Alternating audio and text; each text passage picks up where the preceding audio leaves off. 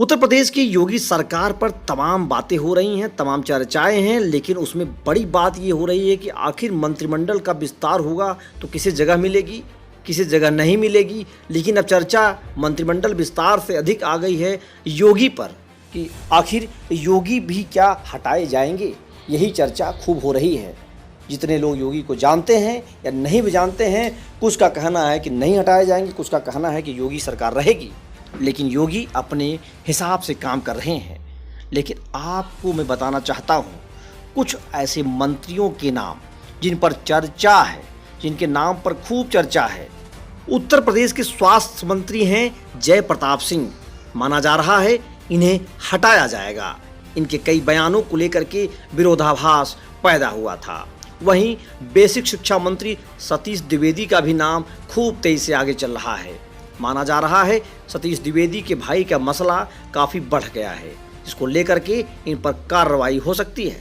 वहीं स्वाति सिंह हैं जो राज्य मंत्री हैं और योगी सरकार में काफ़ी चर्चित हैं।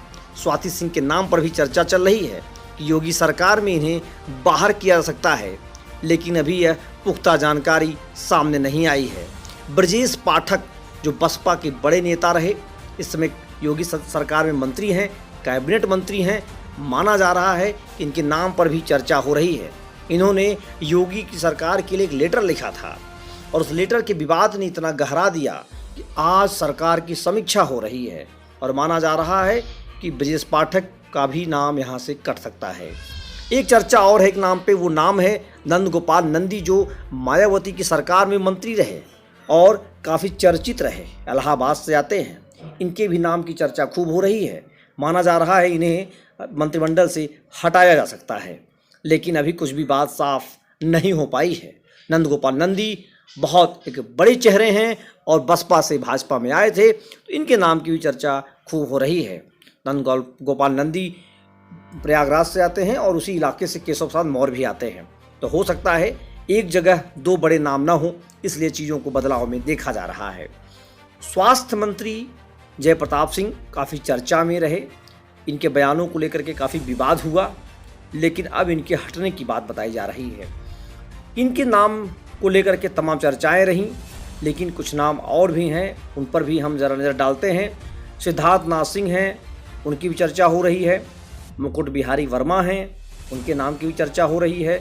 सतीश महाना हैं, उनके नाम की भी चर्चा हो रही है। उपेंद्र तिवारी हैं बलिया से, उनके नाम की भी चर्चा हो रही है। श्रीकांत शर्मा है मथुरा से, उनके नाम की भी चर्चा हो रही है। माना जा रहा है कि इन्हें हटाया जा सकता है और इनमें से कुछ चेहरों को बड़ी जिम्मेदारी भी मिल सकती है। बात इतनी ही नहीं है, दरअसल 6 मंत्री पहले ही नहीं हैं और अब 10 ये चेहरे अगर हटते हैं तो 17-18 के आसपास मंत्री को चेहरों में बदला जा सकता है। मोदी का लगातार बनारस को लेकर के फोकस रहा, दौरे करते रहे, योगी उनके साथ रहे, नदियों का खूब उन्होंने जिक्र किया, बनारस के घाटों पर गए, खूब उस समय सोशल मीडिया पर चीज़ें चलती रहीं। लेकिन क्या इस मंत्रिमंडल में बनारस का कोई बड़ा चेहरा हो सकता है? नीलकंठ तिवारी ने बनारस में कोई ऐसी पहचान नहीं बना पाए हैं। हालांकि बनारस में रविंद्र जायसवाल भी मंत्री हैं, लेकिन माना जा रहा है किसी एक ऐसे व्यक्ति को मंत्रिमंडल में जगह मिल सकती है जो सभी चीज़ों को देखते हुए मोदी के चेहरे को भी ठीक करने का प्रयास कर सके।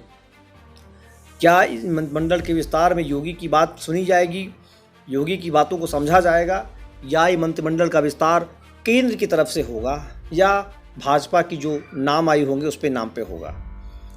अगर इतने मंत्रियों पर कार्रवाई होती है, ये हटाए जाते हैं, तो ये एक बहुत बड़ी बदलाव की बात है। हालांकि ये सरकार के लिए है, जनता का इससे कोई लेना देना नहीं है, क्योंकि न ही जनता की तरफ से कोई फीडबैक है और न ही कुछ बात है।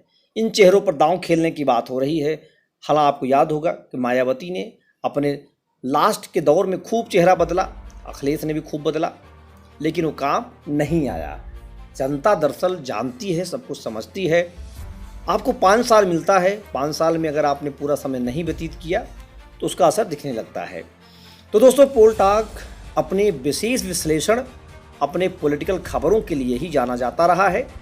बंगाल, बिहार, दिल्ली, महाराष्ट्र, हरियाणा, झारखंड के जो एग्जिट पोल रहे, ओपिनियन पोल रहे पोल टॉक की, वो 101% खरे उतरे हैं। उत्तर प्रदेश, उत्तराखंड का भी पोल टॉक पर ही ओपिनियन पोल, एग्जिट पोल दिया जाएगा। आज बस ये चर्चा पॉलिटिकल गलियारे से थी, इसको जाना, बताना, समझना बहुत ज़रूरी था।